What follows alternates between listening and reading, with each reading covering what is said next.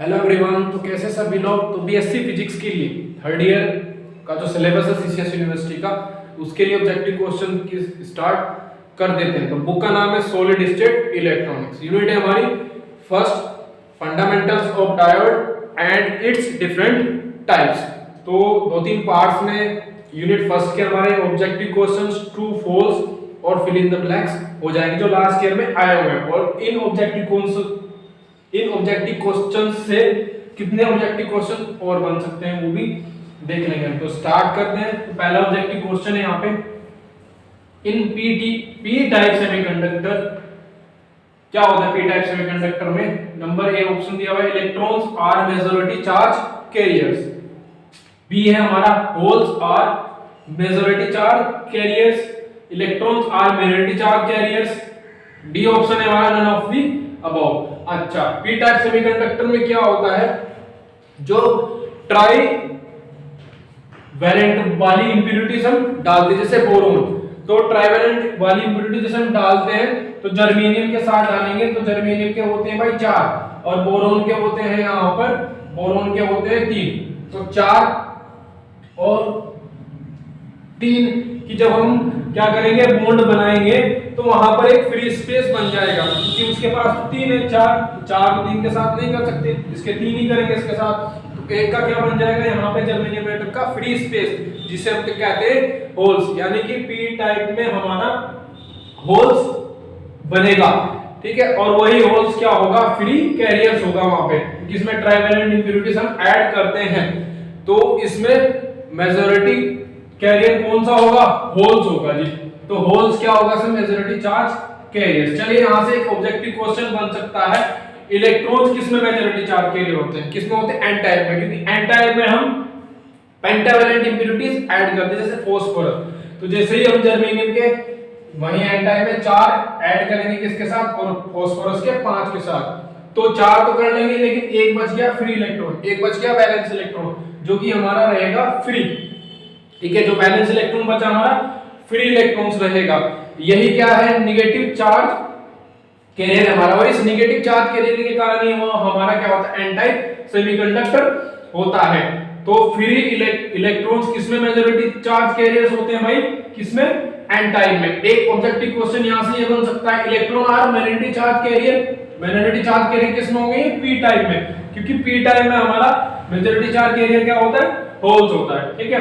तो यहां से एक ऑब्जेक्टिव क्वेश्चन ये बन सकता है कि इलेक्ट्रॉन्स माइनॉरिटी चार्ज कैरियर्स किसमें होते हैं, एन टाइप में। अगर होल्स पूछ ले, होल्स किसमें होता है माइनॉरिटी भाई, वो एन टाइप में होता है। होल्स किसमें होता है, एन टाइप में, माइनॉरिटी, ठीक है। मेजॉरिटी किसमें होगा, यहाँ पे मेजॉरिटी किसमें होगा, पी टाइप में। समझ में आई बात भाई, ठीक है। देख लो एक बार, होल्स जो होगा हमारा मेजॉरिटी होगा किसमें भाई, पी टाइप में, ठीक है। मेजर की बात करें, ठीक है। इलेक्ट्रॉन किसमें होगा भाई, एन टाइप में होगा, ठीक है। अगर माइनॉरिटी की बात करें, तो ये एन टाइप में हो जाएगा और ये पी टाइप में हो जाएगा। इलेक्ट्रॉन किसमें हो जाएगा, माइनॉरिटी पी टाइप में, और होल्स आपका एन टाइप में हो जाएगा, माइनॉरिटी चार्ज कैरियर, ठीक है। तो इसका बी ऑप्शन सही है हमारा। नेक्स्ट पे पहुंचते हैं, when germanium crystal is doped with phosphorus atoms. Phosphorus atoms के साथ ये कर रहा है तो कौन सा बनेगा हमारा, क्योंकि वहां पे एक फ्री इलेक्ट्रॉन बच रहा है, मैंने भी बताया जर्मेनियम के 4 फास्फोरस के 4 के साथ कर लेंगे, लेकिन एक तो फ्री बच गया, तो कौन सा बनेगा, negative charge carrier. Negative charge carrier का कारण कौन सा कंडक्टर बनता है हमारा, सेमीकंडक्टर बनता है, कौन सा, सॉरी कंडक्टर नहीं सेमीकंडक्टर बनता है, वो बनता है जी एन टाइप, क्योंकि वहां पर चार्ज के लिए क्या हो गया, इलेक्ट्रॉन हो गया नेगेटिव। चलिए जी, पी टाइप कब बनेगा, जब हम इसमें ट्राइवेलेंट डालेंगे, बोरोन के साथ रिएक्शन करेंगे, ठीक है। कंडक्टर और इंसुलेटर में इंप्यूरिटीज नहीं होती, याद रखेंगे। एक ऑब्जेक्टिव क्वेश्चन बन सकता है, कंडक्टर और इंसुलेटर में इंप्यूरिटीज बन सकती है क्या, नहीं। डोपिंग सिर्फ सेमीकंडक्टर में ही की जाती है।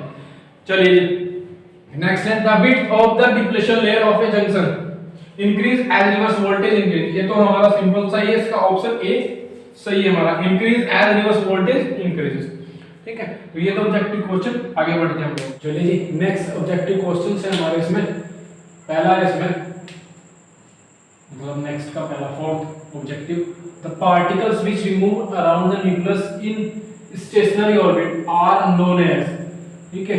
अब रिवॉल्व की बात आ गई, ठीक है। किसकी बात आ गई जी, रिवॉल्व की। तो रिवॉल्व कौन करता है, प्रोटॉन न्यूट्रॉन तो अंदर होते हैं, ठीक है, तो रिमूव कौन करता है? इलेक्ट्रॉन। सिंपल सा जवाब था हमारा इलेक्ट्रॉन्स। लेकिन यहाँ पर एक ऑब्जेक्टिव क्वेश्चन बन सकता है, पायन्स क्या होते हैं? ठीक है, पायन्स भी हमारा लाइटेस्ट मेसन होता है। एक तो बात इसके बारे में ये समझ ली हमने कि लाइटेस्ट मेसन होता है। पायन्स क्या होता है? इज एनी थ्री सब एटॉमिक,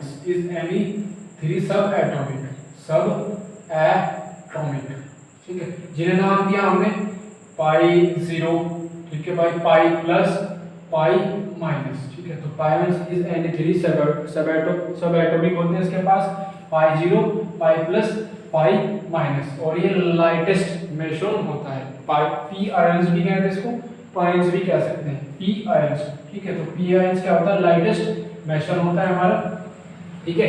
इसके पास एनी थ्री सब एटॉमिक, पाई 0, pi plus, pi minus. Clear है हमारा? तो इसका आंसर हो गया आपका इलेक्ट्रॉन। एक ऑब्जेक्टिव और बन सकता है यहाँ से कि न्यूक्लियस के अंदर क्या क्या होते हैं, प्रोटॉन्स और न्यूट्रॉन्स, आप बता देंगे। चलिए जी, नेक्स्ट क्वेश्चन, ऑब्जेक्टिव क्वेश्चन है हमारा इसमें, वो क्लियर हो गया। The forward biasing of PN junction makes the junction resistance, ठीक है। फॉरवर्ड बायसिंग क्या होगी कि पॉजिटिव हमारा जुड़ा होगा किससे भाई? पॉजिटिव से, ठीक है, और नेगेटिव किससे जुड़ा होगा? निगेटिव से, ठीक है। तो इस कंडीशन में करंट हमारी क्या हो रही होगी भाई? फ्लो हो रही होगी, अच्छी तरीके से कह सकते हैं, लार्ज अमाउंट में कह सकते हैं कि करंट हमारा ठीक ठाक उसमें चल रहा है। तो करंट फ्लो हो रहा है, तो रेजिस्टेंस क्या होगा उस कंडीशन में? लो। करंट फ्लो और रेजिस्टेंस में तो क्या होता है? अपोजिट होता है, ठीक है, अपोजिशन में होते हैं दोनों। किधर है बात? विरोध करता है रेजिस्टेंस किसका? करंट फ्लो का। तो इसका ऑप्शन लो सही है, ठीक है। हाई कब होगा? जब इसको रिवर्स जोड़ देंगे। क्या जोड़ देंगे जी? रिवर्स जोड़ देंगे, रिवर्स बायसिंग कर देंगे तो रेजिस्टेंस हमारा हाई हो जाएगा। एक ऑब्जेक्टिव क्वेश्चन यहाँ से ये बन सकता है, ठीक है। एक ऑब्जेक्टिव क्वेश्चन यहाँ से क्या बन सकता है कि हमारा रेजिस्टेंस हाई कब होगा, कौन सी बायसिंग में होगा? तो हम बता देंगे रिवर्स बायसिंग में। चलिए, अब इनफाइनाइट में क्या होगा? इनफाइनाइट कब होगा ये? ठीक है, इनफाइनाइट भी हमारा टू बी कंसीडर कर सकते हैं इन रिवर्स बायसिंग में, to be considered in reverse biasing में, ठीक है। रिवर्स बायसिंग में भी इसको कंसीडर कर सकते हैं कि इनफाइनाइट होगा, लेकिन प्रैक्टिकली ये हमारा इनफाइनाइट नहीं होता, क्योंकि रिवर्स बायसिंग में भी भाई समझेंगे ध्यान से, रिवर्स बायसिंग में हमारा चलो रेजिस्टेंस हाई हो रहा है, लेकिन वहां पर भी कुछ लीकेज करंट होगी, ठीक है। क्या होगी भाई? लीकेज करंट होगी। क्लियर है बात? लीकेज करंट होगी किसके कारण? माइनॉरिटी चार्ज कैरियर के कारण, माइनॉरिटी चार्ज कैरियर के कारण, ठीक है। तो लीकेज करंट होगी वहां पे कुछ भाई, तो रेजिस्टेंस हमारा इनफाइनाइट नहीं होगा, लेकिन कंसीडर कर सकते हैं इसको किसमें?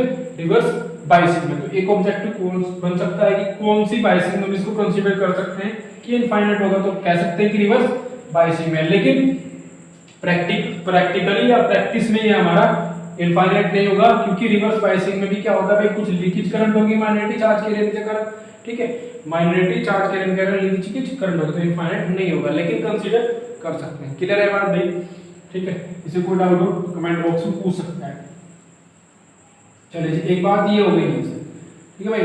3 क्वेश्चन ऑब्जेक्टिव बन गए।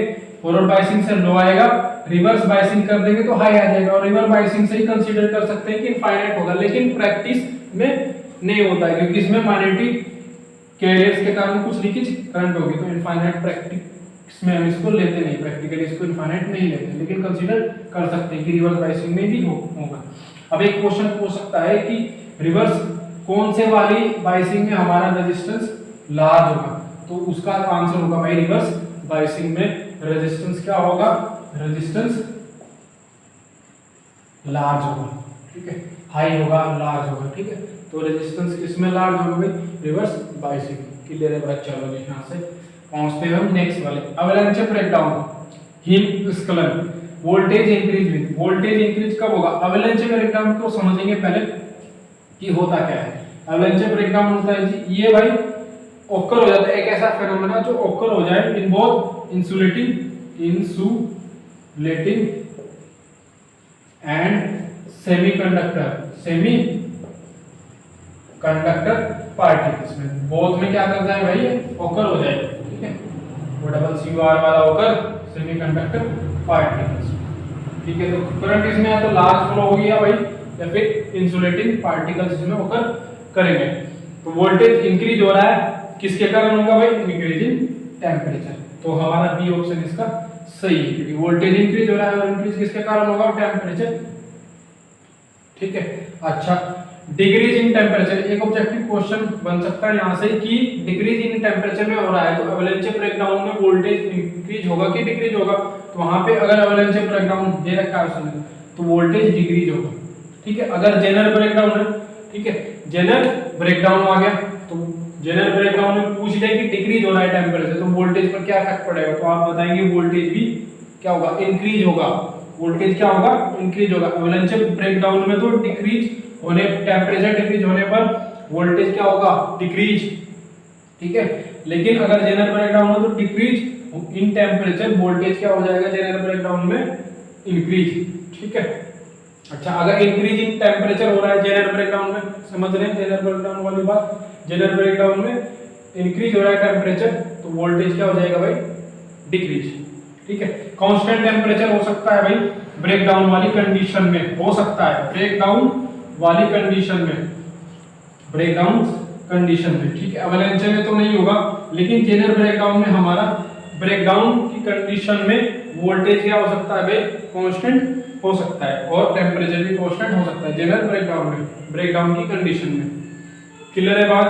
तो अब यहां से क्या बन गया भाई? देखो ऑब्जेक्टिव समझ लेते हैं इसको। इसका तो ऑप्शन बी हो गया। अगर हमारा इंक्रीज इन टेम्परेचर है, इंक्रीज इन टेम्परेचर, तो यहाँ पर वोल्टेज क्या होगा? अगर एवलांचे की बात हो रही है वोल्टेज इंक्रीज होगा, वोल्टेज इंक्रीज होगा। ठीक है। अगर डिक्रीज हो रहा है भाई, डिक्रीज इन टेम्परेचर है तो वोल्टेज क्या होगा भाई? वोल्टेज हो जाएगा यहाँ पे डिक्रीज। समझ रहे हैं? वोल्टेज क्या हो जाएगा एवलांचे के लिए? डिक्रीज। अब जनरल ब्रेकडाउन में क्या हो जाएगा? उल्टा हो जाएगा। इंक्रीज इन टेम्परेचर तो वोल्टेज क्या हो जाएगी? डिक्रीज। समझ रहे हो? वोल्टेज क्या हो जाएगी? डिक्रीज।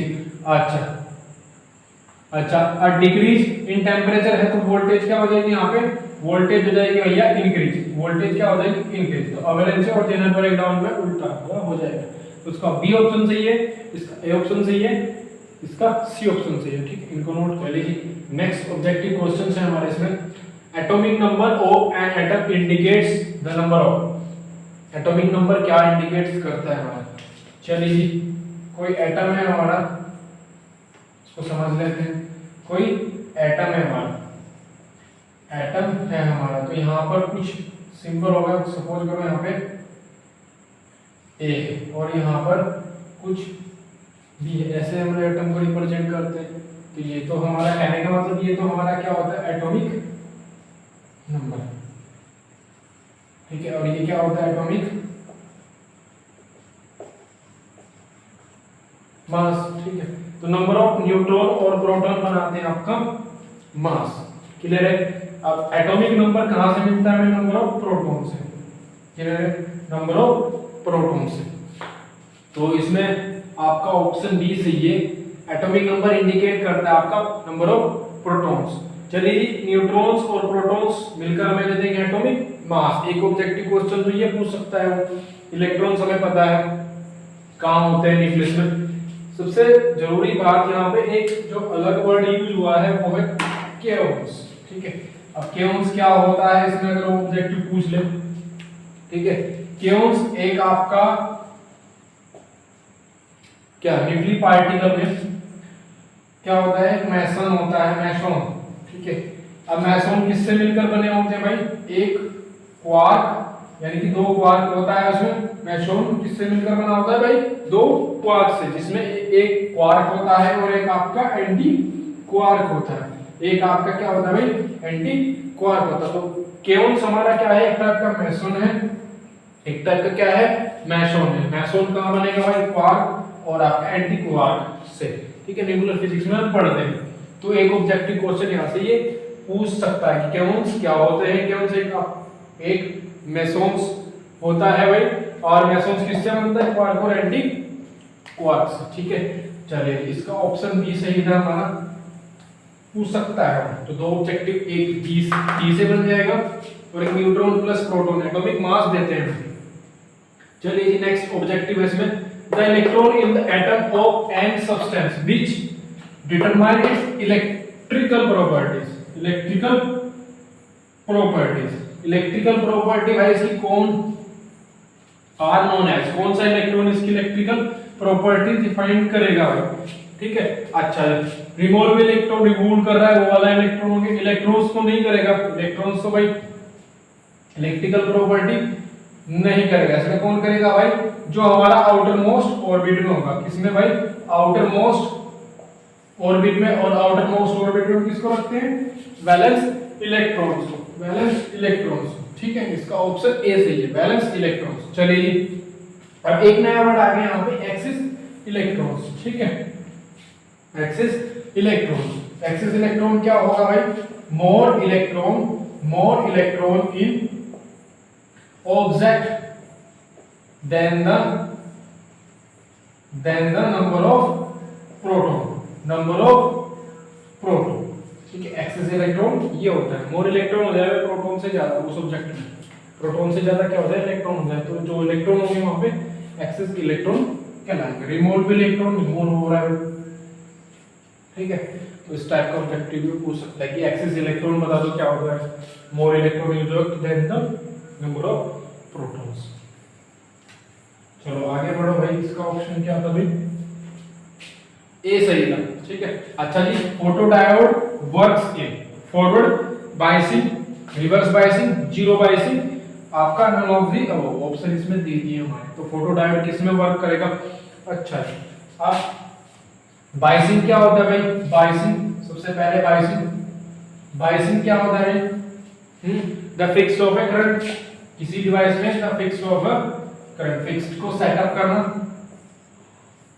ठीक है। एक फिक्स्ड को करंट को क्या करना, सेटअप करना, फिक्स्ड करंट सेटअप करना किसी डिवाइस में, या फिर कह सकते हैं मेन पर्पस क्या हो जाएगा था, डिवाइस को ऑन करना, ठीक है, डिवाइस को ऑन करना, ठीक है। तो डिवाइस को ऑन करना। अच्छा जी, फोटोडायोड में क्या होता है भाई, इसमें करंट क्या होती है भाई, याद रखेंगे आप लोग, करंट क्या होती है भाई, करंट आपकी क्या होती है भाई, करंट आपकी इसमें क्या होती है, डिक्रीज होती है, ठीक है। करंट क्या होती है, डिक्रीज होती है, ठीक है। तो डिक्रीज करंट क्या होगी भाई, रिवर्स बायसिंग में। तो इसका ऑप्शन भी सही है हमारा। चलिए जी, नेक्स्ट ऑब्जेक्टिव क्वेश्चन है हमारे यहाँ पर। चलिए जी, पहला है, मतलब इससे नेक्स्ट है, a tunnel diode is, tunnel diode की बात कर लो थोड़ी सी पहले, ठीक है। टनल डायोड आपका होता फॉरवर्ड बायसिंग में यूज होता है। कौन सा डिवाइस होता है, फॉरवर्ड बायसिंग वाला, ठीक है। एक बात तो ये पूछ लेगा वो, क्या पूछ लेगा कि टनल डायोड जो होता है हमारा फॉरवर्ड बायसिंग होता है। अब इसने पूछा a tunnel diode is a slow switching device. अब स्लो स्विचिंग यानी कि बायसिंग का मतलब होता है कि स्विच ऑन करना डिवाइस को, तो स्लो स्विचिंग, तो यहाँ पर जब वो फॉरवर्ड बायसिंग हो गया, फॉरवर्ड बायसिंग का मतलब है कि स्विचिंग हमारी अच्छी हो रही होगी, करंट हमारी फ्लो हो रही होगी, तो स्लो स्विचिंग डिवाइस तो नहीं है ये, ठीक है। अब मैंने बता दिया फॉरवर्ड बायसिंग के लिए यूज होता है, तो सेकंड वाला ऑप्शन नहीं सही नहीं है, used with reverse bias. Reverse bias के लिए तो कौन सा यूज होता है आपका, रिवर्स बायस के लिए कौन सा यूज होता है, जेनर डायोड कि फोटोडायोड, ठीक है। चलो next option C, a very heavily doped junction diode. अब इस चीज को देख लेते हैं, ठीक है। क्या है, फॉरवर्ड बायसिंग है, तो यहां पर क्या हो रहा होगा भाई कि जो लार्ज नंबर इंप्योरिटीज है, लार्ज, ध्यान से समझेंगे, large number of forward biasing हो गई, ठीक है। फॉरवर्ड बायसिंग हो गई तो लार्ज नंबर ऑफ इंप्योरिटीज, ठीक है, इंप्योरिटीज इंट्रोड्यूस हो रही होगी हमारी, इंट्रोड्यूस इनटू किसमें भाई, एन टाइप और पी टाइप, ठीक है। जो एन टाइप और पी टाइप हमारे क्या है, सेमीकंडक्टर्स हैं, उनमें large number of impurities introduce हो रही होगी। तो इसलिए हम कह सकते हैं जो एन तरफ एन साइड में जो हमारे इलेक्ट्रॉन है, और हमारा वहां पे क्या होगा, कंडक्शन बैंड, क्या होगा वहां पे, कंडक्शन बैंड होगा। एन टाइप सेमीकंडक्टर में एन साइड में कंडक्शन बैंड होगा, तो इलेक्ट्रॉन आसानी से हमारे पी टाइप वाली साइड में आसानी से क्रॉस हो जाएंगे। क्लियर है बात? तो यहाँ पर डिप्लेशन लेयर क्या बनेगी, नैरो बनेगी। डिप्लेशन लेयर क्या बनेगी टनल डायोड में, हमेशा याद रखेंगे नैरो। एक ऑब्जेक्टिव क्वेश्चन यहाँ पर बन सकता है कि टनल डायोड में डिप्लेशन लेयर कैसी होती है, तो बताएंगे नैरो। क्यों? क्योंकि large number of impurities introduce हो रही है किसमें, एन टाइप और पी टाइप सेमीकंडक्टर में, जो हमारे टनल डायोड में हमने लगाया हुआ है। ठीक है, तो यहाँ पर ये फॉरवर्ड बायसिंग है, तो जो इंप्यूरिटीज है वो लार्ज अमाउंट में हो रही है। ठीक है, तो लार्ज अमाउंट में हो रही है। फॉरवर्ड बायसिंग है तो लार्ज नंबर में केवल इंप्यूरिटीज इंट्रोड्यूस हो रही है, एन टाइप और पी टाइप में। तो कह सकते हैं इसका ऑप्शन सी सही है। टनल डायोड किसके लिए यूज होगा, a very heavily doped junction diode. क्यों? क्योंकि लार्ज नंबर ऑफ इंप्यूरिटीज वहां पे इंट्रोड्यूस हो रही है। तो एक ऑब्जेक्टिव क्वेश्चन यहां से ये बन गया कि टनल डायोड में इंप्यूरिटीज कैसी होती है, लार्ज नंबर ऑफ। ठीक है, चलो दूसरा क्या बन गया कि ये टनल डायोड जो होता है हमारा फॉरवर्ड बायसिंग होता है।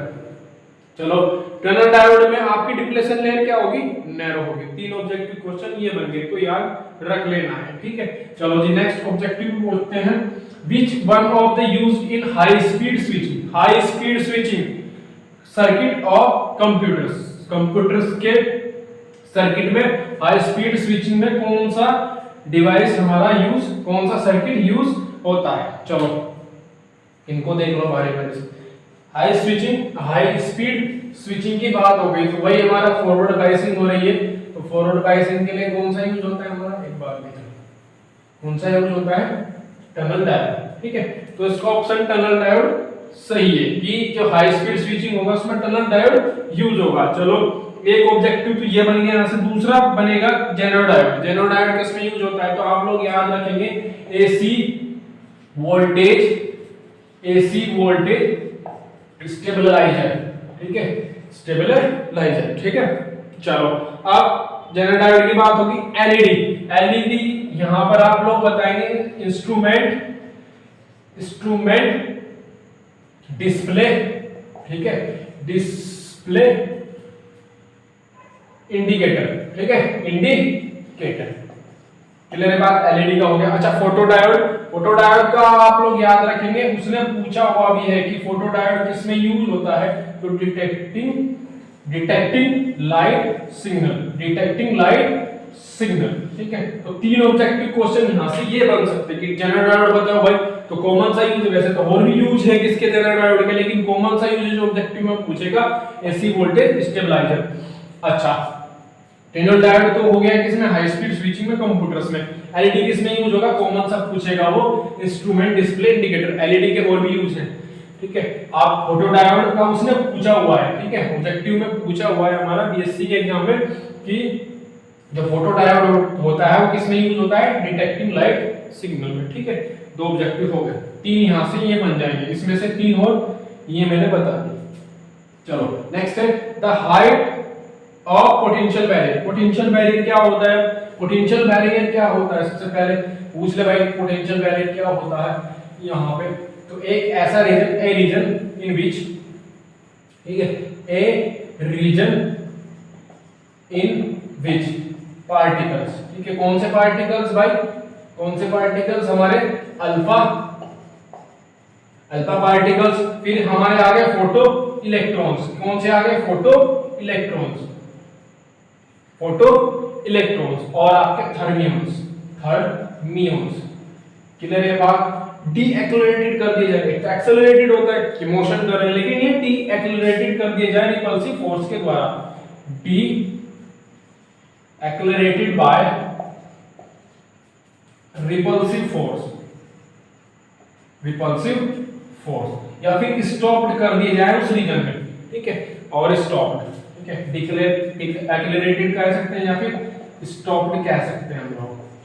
ठीक है, रिपल्सिव फोर्स के द्वारा स्टॉप्ड कर दिया जाए उस रीजन में, तो वो रीजन बनेगा हमारा पोटेंशियल बैरियर। तो जर्मेनियम के लिए कितना होता है पोटेंशियल बैरियर भाई 0.3 वोल्ट, सबको पता है। अब 0.7 वोल्ट एक ऑब्जेक्टिव क्वेश्चन यहां से ये बन सकता है, ये होगा आपका सिलिकॉन, ठीक है। सिलिकॉन के लिए ये हम न्यूमेरिकल वैल्यू लेते हैं इसमें भाई, न्यूमेरिकल सॉल्व करने के लिए 0.5 वोल्ट 0.6 वोल्ट, ठीक है। तो इनमें से ये ऑब्जेक्टिव क्वेश्चन हमारे लास्ट ईयर में आए हुए, इनसे कौन से ऑब्जेक्टिव बन सकते हैं वो मैंने इसमें बता दिया, ठीक है। इनको नोट करो, फिर नेक्स्ट ऑब्जेक्टिव क्वेश्चंस करते हैं हम लोग। ऑब्जेक्टिव क्वेश्चंस हैं हमारे इसमें बताना है photo diode works in forward biasing, reverse biasing, zero biasing, none of the above. Biasing का मतलब बताया था कि बायसिंग का मतलब होता है सर्किट को स्विच ऑन करना, यानी कि फिक्स्ड ऑफ ए करंट करना किसी सर्किट या फिर डिवाइस में, क्लियर है। तो जो फोटो डायोड होगा वो एक रिवर्स बायसिंग में वर्क करता है हमारा। अच्छा जी, एक ऑब्जेक्टिव तो यहाँ से ये बन गया, लेकिन अगर पूछ ले वो दूसरा ऑब्जेक्टिव कि फॉरवर्ड बायसिंग के लिए कौन सा डायोड होगा, वो होगा आप बता देंगे उसको टनल डायोड। कौन सा डायोड? टनल डायोड, ठीक है, टनल डायोड। अब जीरो बायसिंग से हम समझ जाएंगे, जीरो है जीरो होता है, जीरो बायसिंग में कोई सा डायोड वर्क करेगा कि नहीं करेगा ये आप कमेंट बॉक्स में बताएंगे। लेकिन यहाँ से दूसरा बन जाएगा फॉरवर्ड बायसिंग, टनल डायोड हमारा वर्क्स करता है फॉरवर्ड बायसिंग के लिए।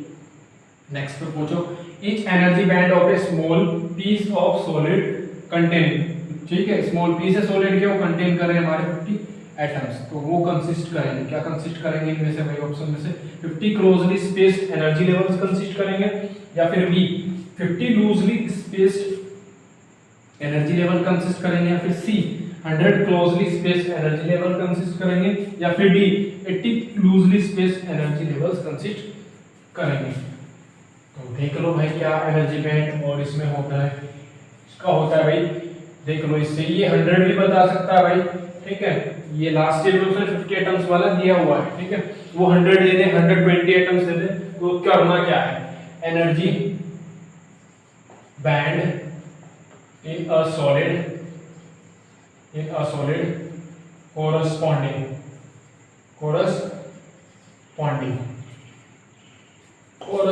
to the energy levels in atom। किसके corresponding होते हैं भाई, एटम में एनर्जी लेवल्स के, ठीक है, एनर्जी लेवल्स के corresponding होते हैं। तो corresponding यानी कि एनर्जी बैंड और एनर्जी लेवल से यहाँ से दो चीज पता लगती है, तो लूजली होंगे या फिर क्लोजली होंगे, लेकिन कोरस्पॉन्डिंग आ गया तो लूजली तो नहीं होंगे, कोरस्पॉन्डिंग आ गया, याद रखेंगे कोरस्पॉन्डिंग आ गया उसमें, ठीक है।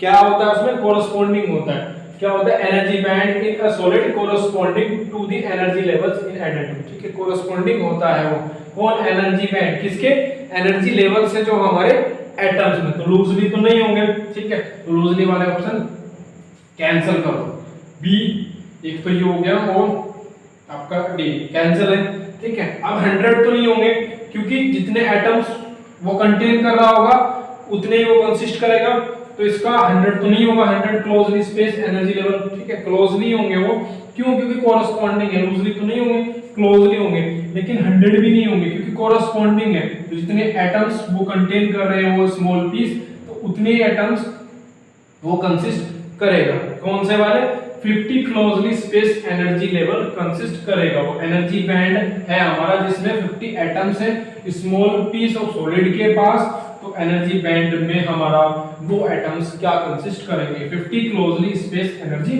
लेवल्स, ठीक है, क्योंकि कोरस्पॉन्डिंग होता है वो एनर्जी बैंड, क्या होता है, कोरस्पॉन्डिंग होता है एनर्जी लेवल्स इन एटम। चलो जी, अच्छा जी, नेक्स्ट है हमारा the forbidden band gap, sorry band gap नहीं, band of a solid lies, कहां लाइज करता है भाई, बिलो द बैलेंस बैंड, बिल्कुल भी नहीं, बीच में होता है भाई, तो इसका ऑप्शन सी सही है हमारा, between balance and conduction band, ठीक है।